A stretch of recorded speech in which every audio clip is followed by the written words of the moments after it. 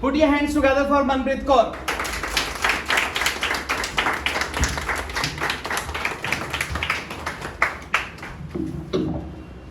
Good evening everyone, Vaneva present here.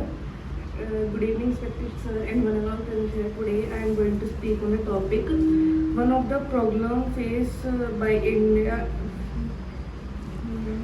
One of the problem faced the biggest problem faced by our country. I think the biggest problem is unemployment.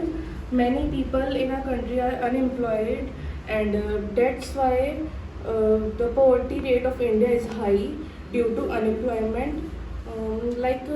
After 12th, many youths are unemployed and find difficulty to get jobs, and many poor people living near roadside also find problem to get job.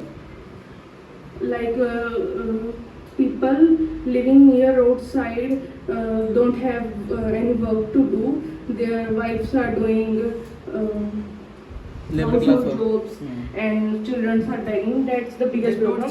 Children are begging. Children are begging on the road. That's the biggest problem in our country. Thank you for listening to me. Very nice. Put your hands together.